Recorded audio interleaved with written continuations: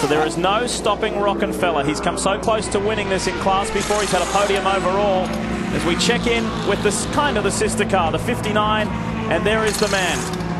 5-time Rolex 24 winner, and this will be the very last time you see Hurley Haywood take the wheel of a car in this race. A very significant moment, an emotional moment for so many involved with Brumos Porsche, Brumos Racing, and for fans and those who know Hurley Haywood. And it could have been a fantastic story because he came back at the last race last year with Joao Barbosa. They won the season finale at Homestead, and the car has been bionically quick here this weekend. Other than that rear end trouble, they could have been in really good shape. Car was leading, no question. I had that thought in my mind too. Could he make it 6 Daytona wins, 24-hour? It was set to be, but unfortunately, and we can't say it's over yet, but unfortunately the car ran into the rear end problem. Brian, it looked pretty straightforward. What did you see down there?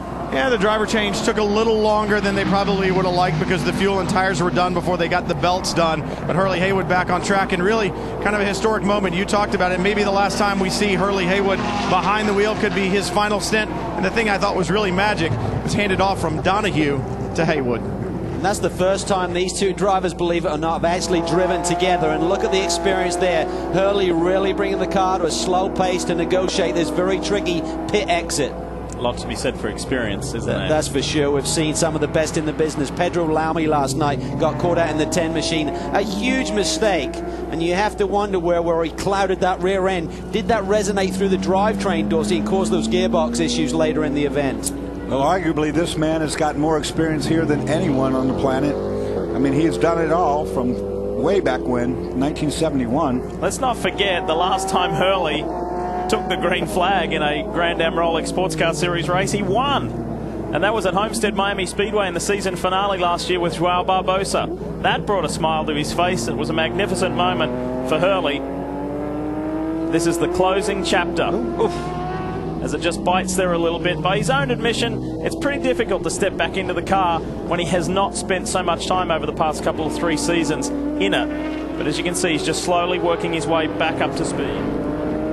Yeah, that's exactly right. There's a bigger picture in mind beyond just the Rolex 24 for these guys. And for Hurley Haywood, what a moment. What a moment for all of us as sports car racing fans.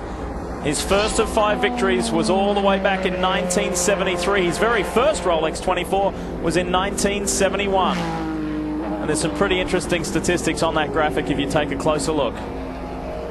The things that have evolved and changed since Hurley started racing, started winning. I could use that gas at 36 cents a gallon. That would help things around here in the economy. Be nice for your motorhome doors. It's really been a special time, and the late Bob Snodgrass is riding in that 59 with him, enjoying Hurley's last ride at Daytona.